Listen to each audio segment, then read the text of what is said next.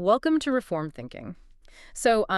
We are doing a deep dive today into the theological weight of the scriptures, and I want you, the listener, to start by just picturing something for a second. Let's set the scene. Yeah, imagine you are wandering through this, scorching, completely unforgiving desert. Just brutal heat. Right, and you are eating the same rations every single day. You sleep in a flimsy tent that rattles every time the wind blows, and, well, your entire existence just feels completely unstable. Vulnerable. Yes, totally vulnerable. Now imagine looking across the horizon and knowing that your estranged, ruthless brother, the one who, threw away his family inheritance for a bowl of stew, is currently living in a massive, fortified mountain fortress. Oh, man. He is operating as a billionaire warlord, right? Yeah. Commanding armies, ruling a settled, thriving nation.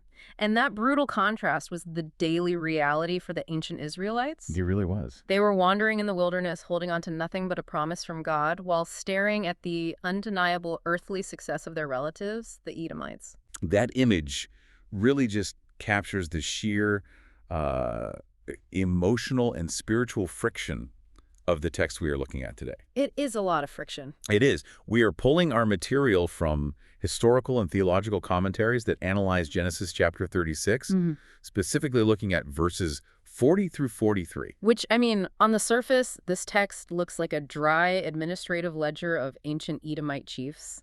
Yeah, most modern readers treat this chapter like the terms and conditions of a software update. Yes. Oh, that is a great way to put it. You know what I mean? They just scroll past the list of names, Timnah, Alva, Jetheth, just looking for the accept button so they can get back to the narrative action. So they can get to Joseph and his coat of many colors. Right. They just want the plot.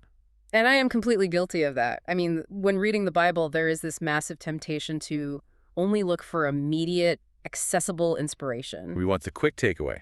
We do. We want the text to function like an engineering manual. We want to bring a specific problem to the book, find the corresponding verse, and just get a clear binary solution. 5-step plan for your life. Yeah, or we want a miracle, a direct command, or a comforting promise. And when we hit a genealogical record or a tribal summary, the inspirational tone seems to just vanish. The text becomes murky. Well, we crave visible emotional returns on our reading investment. We really do.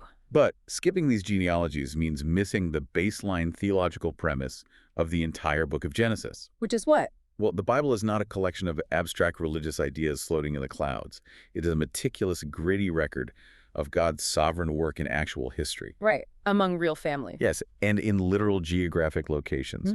We are leaning into Reformed theology today, and one of the core tenets of that tradition is that God rules not just over his the covenant line of Jacob, but over all nations. All borders, all historical developments. Spot on, and this specific genealogical list of Esau's line demonstrates that staggering reality. The immediate tension in the text is just undeniable, though. Why does the Bible spend an entire chapter culminating in these final verses painstakingly listing the political achievements of Esau's line? Yeah, and their territorial expansion. Right, and the aristocratic titles. This is a man who explicitly despised his birthright. He traded it for soup. He was passed over by the covenant, yet here he is, the father of an established, thriving nation. And meanwhile, Jacob's line, the line of the promised seed, is living out of temporary tents. It is a jarring contrast. It is. Why does the non-elect line seem to get the visible kingdom first? Well, the author of Genesis is forcing you to confront that specific question.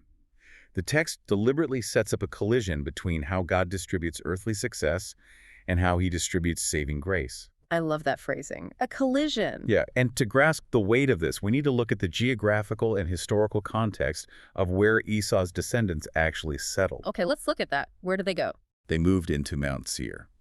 Now, this was a rugged, highly defensible mountainous territory located south and southeast of the Dead Sea. So not a flat, vulnerable plain. No, not at all. Yeah. It was a land characterized by red sandstone and steep ravines. It was a natural fortress. Wow. And by the time we arrive at the end of Genesis 36, Esau's descendants are no longer just a loose collection of wandering nomads. Right, they have established themselves. Yeah, they have achieved a mature socio-political state with highly organized leadership. So let's talk about that leadership structure. Yeah. The English translations of this text often use the word chief or duke to describe these leaders. Yeah, the Dukes of Edom. Right. And when I hear the word duke, I picture like a 19th century aristocrat sipping tea on a massive country estate. Maybe wearing a monocle or something. Right. Or maybe just a benign local politician.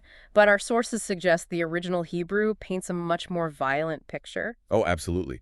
The English word duke is a translation artifact from the Latin Vulgate, which used the word dux, meaning a leader. But the Hebrew term used by Moses is aleph, and analyzing the root of that word totally shatters the image of a peaceful aristocrat. What does the root mean? Aleph is derived from the word eleph, which signifies 1,000. We're talking about a commander of 1,000 men. So these are not civil servants organizing trash collection. Not even close. The political system in Edom was an aristocratic tribal oligarchy. That is a mouthful. I know, but basically these chiefs were regional warlords. They were men of blood and iron who seized the earth by their own hands. Man, so they were ruthless. Totally. They consolidated their authority through military might, tactical alliances, and sheer tribal dominance. So when Moses lists the 11 chiefs of Edom, categorizing them by their names, their clans, and their specific regions, he is describing men who had standing armies. Standing armies, hard borders, and absolute territorial control over the strategic heights of Mount Seir. Okay, so picture this dynamic playing out in a modern context. Go for it. You grew up in the same house with a sibling, under the same parents, but your paths completely diverged. Right. Your sibling decides to build a corporate empire. They cut corners, they practice ruthless pragmatism, and almost overnight, they become a billionaire. They get everything they want. Yeah. They have skyscrapers bearing their name, a private security force, undeniable global influence. And you. Meanwhile, you are living out of a suitcase. You are waiting for an inheritance from your father that you cannot yet see. You have a promise, but your sibling has a massive, verifiable possession. That is the exact psychological and spiritual tension Jacob's descendants felt when looking across the desert at Edom. Just sitting there in the dust, staring at the skyscrapers. That is a highly effective way to frame it. To really feel the impact of that tension, consider the original audience who received this text from Moses. The Israelites in the wilderness. Yes, they were a nation of wanderers, literally sitting in the scorching sands, possessing nothing but a covenant promise from Jehovah. They had no land of their own. No stone fortresses, no settled political state. They were completely vulnerable. They are eating manna, dwelling in fabric tents, and staring at the horizon every single day. And in the middle of that vulnerability, Moses hands them this detailed administrative ledger of their neighbor's established glory. It is almost like salt in the wound. It could feel that way, yeah. Because the Edomites were not a distant, abstract empire like the Egyptians or the Assyrians. They were family. They were kin according to the flesh. Edom was their brother nation. Which makes the comparison so much harder to swallow. It does. Seeing the descendants of Esau, the brother who traded away the promises of God thriving in fortified cities, would easily breed massive envy among the Israelites. Because the natural human reaction, when you're sitting in the dust, is to ask why the wicked have the possession while the righteous are subjected to wandering. Why do they get the good stuff now? Yeah. This reveals a crucial pastoral element in the writing of Genesis, doesn't it? Okay. Moses is not just giving the Israelites a history lesson about foreign geopolitics. No, he is directly confronting their envy. He is addressing their internal assumptions about what divine favor actually looks like. The wilderness generation needed to understand the political and social realities that formed the backdrop of the surrounding nations. But far beyond that, they needed to learn something vital. What is that? That outward prosperity, however real and intimidating it might look, is not the same thing as redemptive favor. Oh, that is a huge distinction. God was establishing a stark visual aid here. Edom's glory was immediate, earthly, and secured by the sword. And Israel's glory. Israel's glory was delayed, eternal, and secured by the covenant. Okay, so if this historical envy was a deliberate contrast designed by the author, we really need to look at the literary brilliance of how Genesis actually operates. It is a masterclass in narrative structure. Because Moses places this list of warlords at a very specific juncture in the narrative. Right. The structural mechanics of Genesis are astonishing. The book repeatedly utilizes a specific literary mechanism. Which is? It continually narrows its focus. It starts with a wide lens, looking at all of humanity after the fall. Right, Adam and Eve. Then it narrows to the line of Seth. After the flood, it looks at the nations, then narrows specifically to Shem. Okay, I see where this is going. From Shem, it narrows to Abraham. From Abraham, the lens tightens to Isaac. And from Isaac, it focuses entirely on Jacob. It functions like a massive funnel, constantly stripping away the outer layers to follow the specific seed of the promise. To tighten that lens, the author uses a structural concept called bounding. Bounding. What does that mean in a literary sense? Bounding a genealogical line means bringing it to a formal, mature, historical conclusion. Okay. This clears the stage so the redemptive narrative can proceed without any ambiguity. Genesis does this earlier with Ishmael. Ah, right. Abraham's other son. Yes. The text does not ignore Ishmael. He gives a full account of his descendants, acknowledges his place in history, and then formally bounds his line. It closes the book on him. Yes. Once Ishmael's ledger is closed, the narrative centers entirely on Isaac. And chapter 36 is doing that exact same thing for Esau. It is closing the books on his lineage. Moses gives a full, detailed chapter to Esau's descendants, their interrelations, their commanders, and their territorial development. He honors the historical reality of Esau's line. Right. But once that accounting is complete, Esau's line is no longer allowed to compete for the narrative center. It has been recorded, bounded, and concluded. Which clears the path for the rest of the book to be exclusively about Jacob and his sons. You got it. This leads to one of the most striking textual juxtapositions in the entire Old Testament. Yeah. We have to look at the transition between the end of chapter 36 and the beginning of chapter 37. It is brilliant. Genesis 36, verse 43, states that the chiefs of Edom were in the land of their possession. The Hebrew word there is achuzah. Achuzah. Yeah, and that word implies a firm, settled grip on a territory. It means holding the deed, pouring the concrete, and planting the flag. It is permanent. Right. But the very next verse, Genesis 37, verse 1, states that Jacob lived in the land of his father's sojournings. The contrast is so sharp. The Hebrew word there is megurim, which means a temporary dwelling. It is the equivalent of living in a roadside motel. Moses places the achuzah of Esau right up against the megurim of Jacob. It is structurally engineered to be a glaring contrast. He wants you to feel the difference. The author is making it crystal clear that Esau had his possession right now in the present visible world, while the heir of the covenant promise remained a wanderer, holding on to a future hope. Wait, I'm struggling with the implications of this a bit. What is tripping you up? If Moses goes out of his way to record these specific names, Duke Timnah, Duke Alva, Duke Jetheth, along with their clans and regions, does that mean God values their administrative order? That is a fair question. I mean, does the Bible honor their worldly success by writing it down, or is the text doing something far more subversive here? It is entirely subversive. When you look at the Hebrew syntax in this specific section, it is composed almost entirely of nominal verbless clauses. Verbless clauses. So there is no action. None. It reads like a cold, static ledger.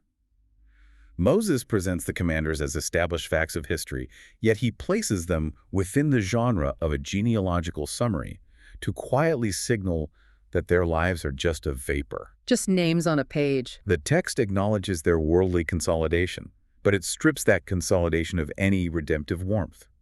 It is a list of men who built kingdoms in the dust. They built their castles, but the text treats them like entries on a tax document. That is a perfect way to describe it. It is a ledger of the dead. By deliberately contrasting Edom's massive verifiable possession with Jacob's fragile wandering, the text forces us into a deep discussion about how God operates behind the scenes of history. It really does. We're moving right into the mechanics of Reformed theology, specifically looking at providence and election. And to process the rise of Edom properly, we have to look through the theological lens provided by the Westminster Confession, specifically chapter 3. Which deals with what? It deals with God's eternal decrees.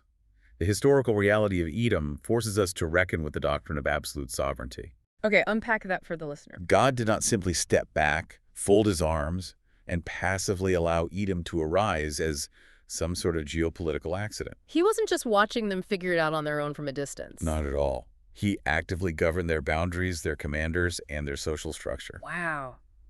So he is intimately involved even in the non-elect line. Yes, Edom's existence is a manifestation of God's common grace and his faithfulness to secondary promises. We need to define common grace clearly here because it is a big concept. It is. Common grace is the unmerited favor God shows to all people, regardless of whether they are part of the covenant. It is the rain falling on the just and the unjust. Precisely. It is the provision of order, civilization, and earthly resources. Furthermore, remember that God told Rebekah years earlier that 2 nations were in her womb. Oh, right, before Jacob and Esau were even born. Exactly. I mean, yes, that is spot on. The rise of Edom is God actively fulfilling his word regarding the non-elect line. Let me try an analogy here to see if I'm grasping this. I love your analogies. I sometimes picture God's sovereignty like a complex geopolitical simulation, or maybe a master novelist writing an epic. Okay, let's go with the novelist. A weak view of sovereignty assumes the author is only paying attention to the heroes, managing their dialogue and their character arcs, while the villains and background characters just sort of act on their own volition. Like they're improvising? Yeah, improvising.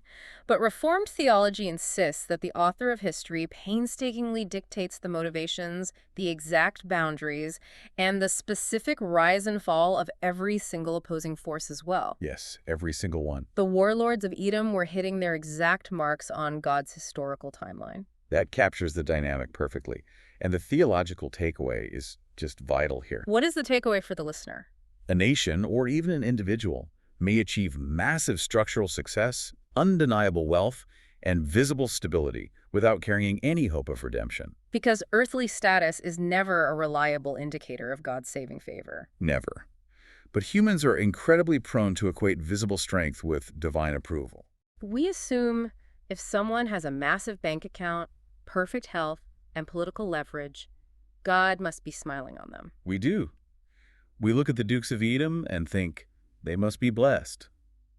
But the rise of Edom teaches a robust, unyielding doctrine of providence. That the Lord governs all families of the earth. Yes, though not all stand in the same covenant relation to him. Esau's line attained real, terrifying greatness in a temporal sense, but the redemptive purpose of God did not run through their lineage. Hold on, I need to push back on this a little bit. Bring it on. If God is actively ordaining the success of these ruthless aristocratic warlords, if he is the one setting their boundaries and handing them the land of their possession, doesn't that just lead us to complete fatalism? How do you mean? How do we look at the world and not conclude that ruthless pragmatism, violence, and military might are all that actually matter? I mean, why shouldn't we just emulate the Edomites if they are the ones getting the fortresses? That is the temptation. But you avoid fatalism by looking back at the concept of bounding we discussed earlier. Okay, remind me how that applies here. The text bounds their success. Their glory is immediate, but it is strictly temporary. God's providence over non-covenant lines is always subordinate to his larger saving design. So they serve a purpose in the bigger picture. Yes. Edom was given a territory, but their entire historical existence was meant to serve as a backdrop and a foil for the redemptive story of Israel. Their pragmatic success was real in the moment, but it was a historical dead end. They received their inheritance in full in the dust of Mount Seir, but they had absolutely no share in the eternal city. They cashed out all their chips at the first table. They absolutely did. Fatalism says the warlords win because power is the only reality in the universe. And Reformed theology says. Reformed theology says the warlords are granted temporary boundaries by a sovereign God who is actively using their fleeting empires to refine his pilgrim people and to prepare the stage for the true king. Yeah, that is a huge perspective shift. That means this historical enmity between the two lines, the line of the warlord and the line of the pilgrim, does not end in the 36th chapter of Genesis. Not even close. This tension traces a direct, bloody path through history, carrying us all the way to the New Testament. We are looking at the Christological fulfillment of the text here, the true king versus the earthly warlords. And to trace that historical path, we have to go all the way back to Genesis 3:15. The initial promise in the garden. Right, the promise of enmity between the seed of the woman and the seed of the serpent. The conflict between Jacob and Esau is a historical outworking of that ancient hostility. How so? Esau represents the natural man. He is the archetype of the human desire to build a kingdom without a cross, to seek a crown through human effort, military might, and pragmatism, rather than through divine grace. And that enmity spilled right out of the Old Testament. One of the most gripping historical connections from our sources brings this conflict right to the doorstep of the Gospels. You are talking about the Idumeans. Yes, we have to talk about the Edomites. The Idumeans are the direct historical descendants of the Edomites, By the time of the New Testament, following centuries of conflict, they had been politically incorporated into the broader landscape of Judea. But they kept their identity. Their ancestral lineage remained distinct, yes. And the most famous Edomian in history is King Herod the Great. King Herod, the man who sat on the throne in Jerusalem when Jesus was born. Yes, Herod the Great was an Edomian, a descendant of Esau, representing the line of Edom. It all connects. He occupied a stolen throne, ruling over the descendants of Jacob through political maneuvering with Rome and sheer brutality. He built massive fortresses, didn't he? Huge ones, including the Herodium. He even expanded the Jewish temple to solidify his Achusa, his earthly possession. And then the Magi show up. Right. When the Magi arrived looking for the newborn king of the Jews, Herod's reaction was the ultimate manifestation of this ancient, boiling enmity. He attempted to slaughter the infant Jesus, the true seed of Jacob. So we have the descendant of Duke Timnah and Duke Alva, an earthly warlord holding on to his temporary possession through bloodshed and paranoia, trying to annihilate the promised seed of the covenant. It is Genesis 36 playing out in the streets of Bethlehem. It is the brutal climax of the conflict, and it highlights the absolute necessity of Christ's offices as prophet, priest, and king. Think about the stark contrast between the two models of authority. The commanders of Edom exercised a temporary regional authority secured by the sword. By military might and tribal alliances. But Christ, the true king, arrives as a suffering servant. He is the ultimate wanderer. As he said, the Son of Man has nowhere to lay his head. He lived out the Megarim, the sojourning, perfectly. Yet he exercises an eternal cosmic authority secured not by shedding the blood of others, but by the willing sacrifice of his own blood. The warlords take life to build their possession. The true king gives his life to secure an eternal inheritance for his people. It demands a total reevaluation of what actual lasting authority looks like. We also cannot ignore the prophetic vision of how this all ends. The prophets made it abundantly clear that Edom's temporary possession would face final, unyielding justice. Where do we see that? In Isaiah 63, there is a staggering depiction of the Messiah returning in glory. And where is he returning from? Edom.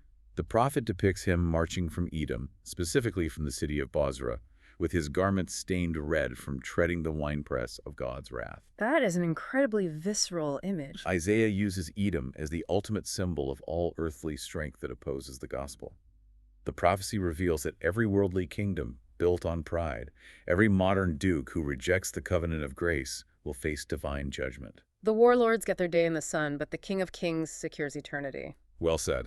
But seeing Christ as the true king, rather than an earthly warlord, demands a radical shift in how you, the listener, and the entire covenant community operate today. We have to bring this into the present. We cannot just leave this discussion buried in the ancient sands of Mount Seir or the marble courts of King Herod. We need to pull this forward into the application for the covenant community. How do we actually live this out on a Tuesday morning? The primary application drawn from our sources is a complete, uncompromising rejection of worldly pragmatism.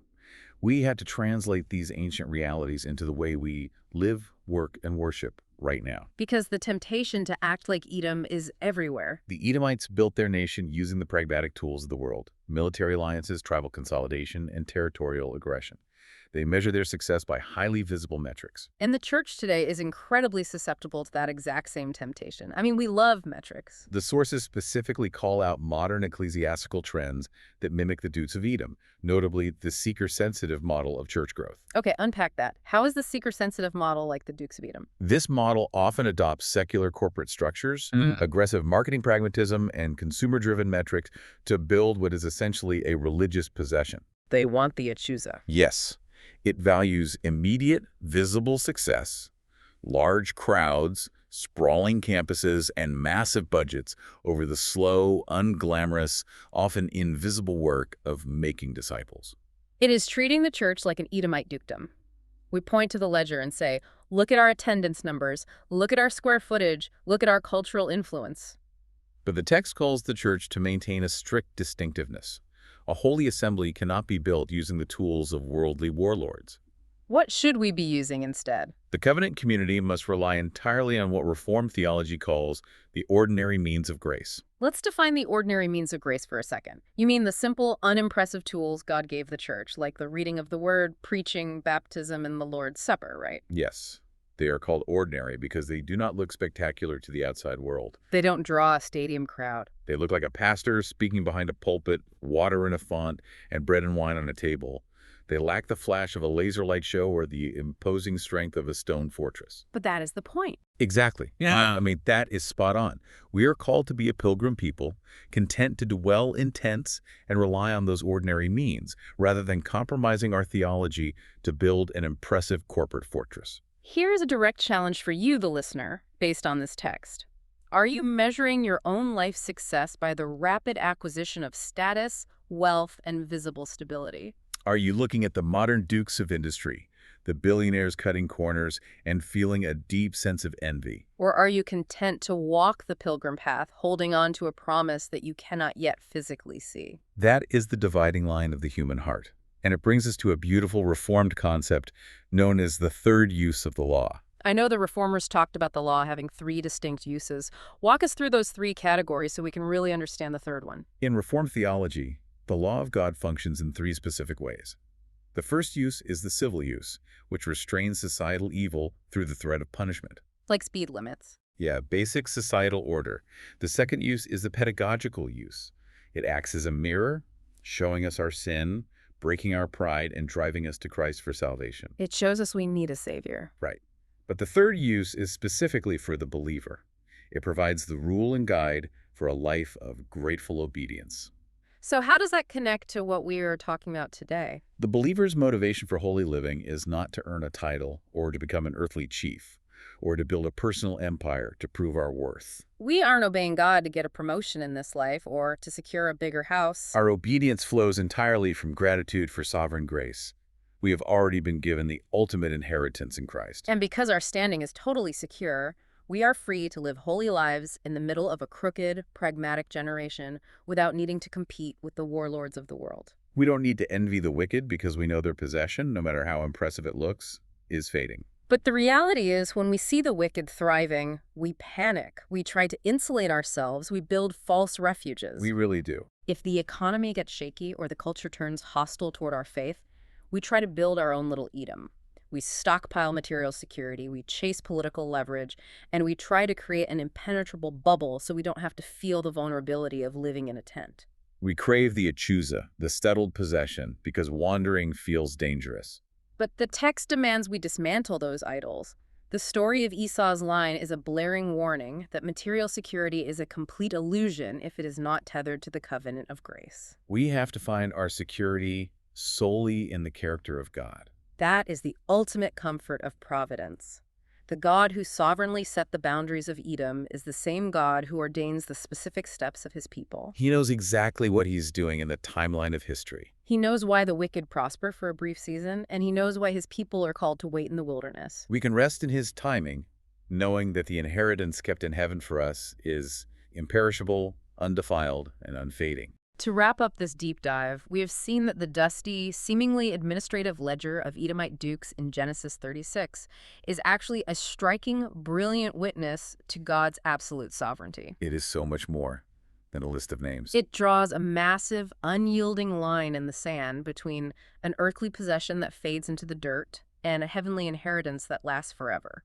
It is a massive comfort to a pilgrim people. I want to leave you, the listener, with a final thought to ponder as you walk away from this material. What is that? The names of those Edomite chiefs, Duke Timnah, Duke Alva, Duke Kenaz, were once whispered with genuine fear and reverence across the high mountains of Seir. They were the titans of their day. They had standing armies, they had immense wealth, and they had absolute territorial authority.